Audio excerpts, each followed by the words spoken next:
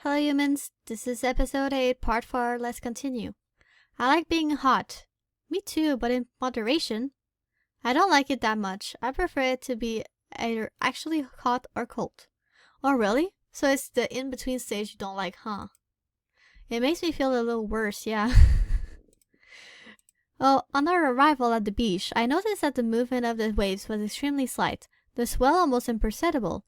It was as if the sea was giving me a peace offering after attempting to drown me.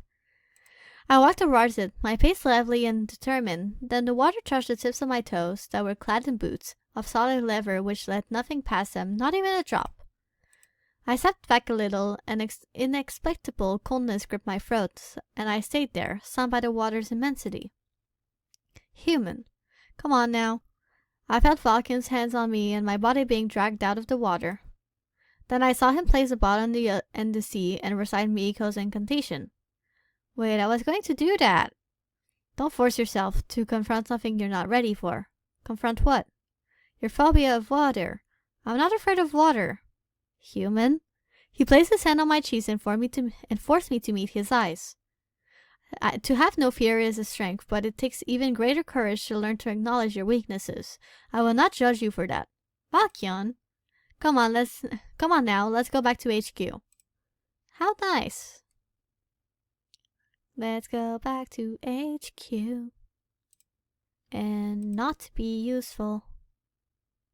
Because that's the point of the game. I mean, we will, but...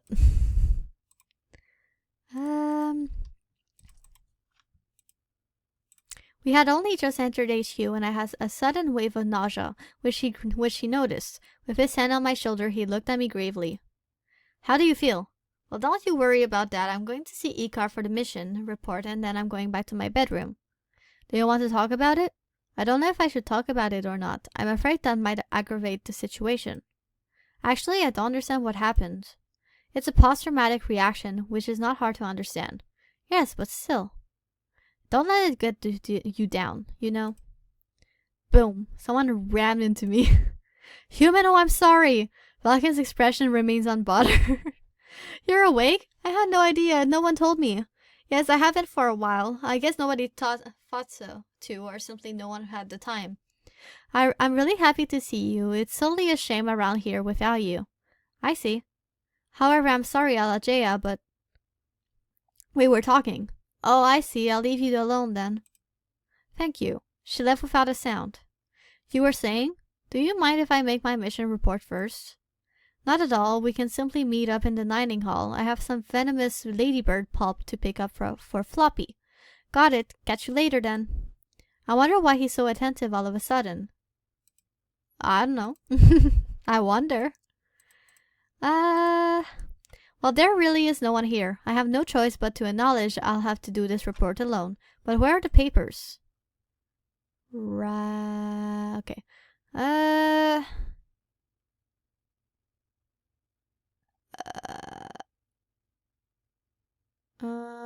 would say the thing with the quiver. Look, there are papers written in my language. It's a mission form. Great. How are you? Made yourself at home? Oh, Caro, it's you. It's not so polite to rummage through the belongings of others. I'm sorry, I was looking for the form for my missions reports. Could you not have waited for my return? I didn't know how long you would have been gone for, and I have a meeting with Vulcan. Meeting? Yes. He's wearing a weird expression. I just have to meet him in the dining hall as soon as possible. All right. Well, now that you have the form, kindly fill it in. Yes. I read the document and it had no questions whatsoever. Caro, there are no questions on this form. Well, no, there aren't. But before you ask me tons of questions, I don't understand. It was your first time and what's more an important mission. Therefore, we asked you questions to teach you the methodology of reporting. But it's up to you to determine your own questions and file them with the missions of rank E. You didn't explain it that way. I thought there would always be a battery of questions. Oh really? Sorry if that seemed vague to you. The more important the mission, the more Ikar and I invest in the reports. The Kappa mission was rank B, which is why we helped you build the report. So which mission ranks will I have help for my reports? For rank A and B, for D and D2F, it's down to you. Sometimes we help with the Cs. I see, so what do I do now? Sorry to bug you, it's just I don't want to do it badly. You describe what you have done. With whom, how, and if you have anything to note. Alright. Carol left to sit at his desk and smiled at me. Come on, human, you will beat this bureaucracy. In my mission report, I described my journey and how I met Falcon and who decided to come with me. I tapped into my memory to make every aspect of it as precise as possible, and I hesitated. Should I talk about the conversations I'd had during the journey? After a brief period of reflection, I figured that this information was not relevant. I came to the moment when we left the message for the kappas in the sea. Should I talk about how I froze when faced with the immensity of the sea, of the ocean, of the fear that seized to me when I see the sea? I asked myself what I should do. I would say talk about the fear I felt on the water. In the end, I talked about it. I figured I should be as honest as possible. I think that's all. What should I do now, Carol? Just like last time, give it to me and sign it. I did so. Now it's time to go find Valkian. Let's go in the dining hall. Hey, there's Chrome. I haven't seen him much since the mission. How's it going? Not good. What's wrong? Sorry, I don't feel like talking. Leave him alone, girl. I arrived in the dining hall where he was waiting for me. Huh, Valkian is scribbling on a piece of paper. What are you drawing? Nothing special. He put the piece of paper away in his pocket before I could see what was on it. I'm sorry I made you wait. Oh yes, have you been gone a long time? A good hour or so. I think it took more time than I thought. I hadn't even noticed. I'm glad. I'd have felt bad if you were waiting around doing nothing. Well, where would you like to start? I'm not really sure, but first, I'd like you to explain. Why are you so worried about me all of a sudden? How do you mean? We've never been very close, which is totally fine. I haven't known you very long, but I find you are really very attentive towards me. Maybe even too much. Oh, that? Miko asked Ezreal, Nevra, and me to keep an eye on you. Eweline is worried you may have complications after your drowning. I had to make certain if you did or not. I see. Why so sad? I'm a little disappointed that you're only interested in me because someone gave you a mission. I didn't say that. Sure, I've been watching over you, but I could have said no. I didn't because I really was worried about you. Oh, really? I rarely give a favor I don't want to give. And what does it matter if the leader of the guard asked it of me? I see, but don't lie to me next time. I didn't lie to you. You didn't ask me anything. You hid things from me. I hate it when people hide things from me. Alright. Then I started explaining everything to Valkian. My paralysis, how I froze in front of the water, his eyes piercing as ever, did not leave mine. I felt as if I had been stripped naked. More talkative than usual, he explained to me again how he was not ashamed to be afraid, that overcoming my fears would make me stronger, and that he had every faith that I would succeed in this. I don't know how long we talked for, but the hunger started to take over my stomach. Therefore, I decided to reveal one of my talents, which has stayed hidden up until that moment. Being able to cook? We've just been talking about my phobia of half an hour, so now to thank you for having listened to me, how would you like to eat something? I wouldn't say no. I had to cut my rations for today to feed Floppy. Why? She's sick. I understand. I hope she gets better. Let's go to the pantry. You're gonna steal some food? When we made it to the pantry, I realized that it really was pretty well guarded. I didn't notice the guard station in front of the shelves before. What happened for all this to be put in place? Some supplies went missing. Yes, the bread did, but I brought that here. No different ones. More? I understand. Human. Well, Shaman, how are you? Well, you are? Oh, yes. What human do here? I'm making him lunch. I put in my thumb behind me as I said this. You have rations okay? I think so, given that I haven't used my rations that much over the past few days. Me check, okay? Sure, no worries. He left to consult a supply list in the next door room and returned a moment later. You can't take food. You show Shaman your take. No worries. I turned to Valkian. Do you feel like anything in particular? I don't want to be difficult. Are you sure? Yes, you're cooking for me. I don't want to be picky. Okay. What on earth am I going to make? Let's start by taking a little meat. I think I also saw saw some potatoes. I'll make a decision. I'll make a decision after I found them. The potatoes and the meat. I have meat and potatoes. I'm missing condiments. Damn it, can I take all this? Yes. Great, I think we can head back to the dining hall. Now to what was I missing again? Condiments and cooking utensils. Well, you can use them. Okay, I have the condiments and the kitchen utensil.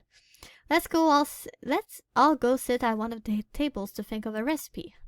What are you going to make? I'm not really sure. We have minced potatoes. We could make baked potatoes in the oven. Is there an oven?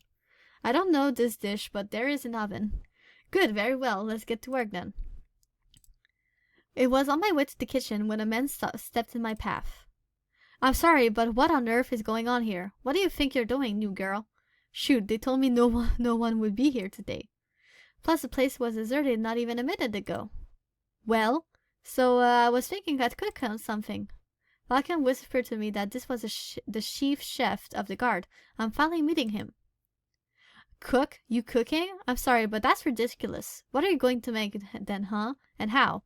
I thought I'd bake some potatoes in the oven. In the oven? Really? You know how to do that?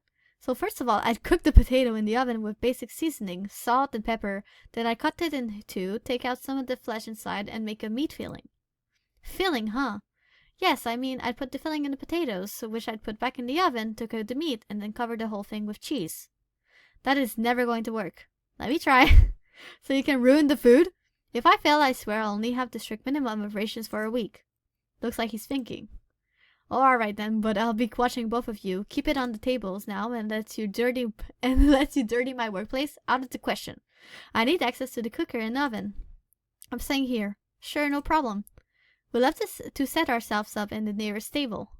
Logan looked at me, his eyes wide. What's wrong? Nothing, and I'm admiring your courage. Why? Karuto's pretty straight talking. How do you mean? He likes the things to be done the way he wants. That goes for the way people talk too. You can't just say anything to him. That's ridiculous. Are all of your guards so sensitive? Many of our members are on edge because of our situation.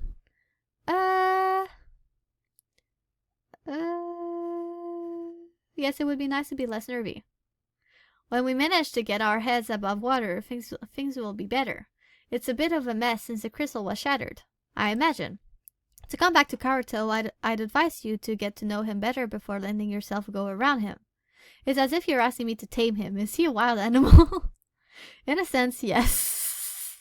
Having talked over to the Karuto situation, I started preparing the meal, seasoning the potatoes with their skins still on, giving Valkyun the task of onion chopping, which always made me cry. He said to it without objection, which greatly surprised me. I hadn't asked him if he wanted to help me, but simply imposed the task on him. Afterwards, I gave him the mission to prepare the filling. I watched him think to himself at length, layering meat, onions, and then mashed potatoes one after the other. It seems like he had no idea what he was doing. Is something wrong? Yes, I don't know how to make a filling. Oh, that's true. I didn't explain anything. I'm sorry.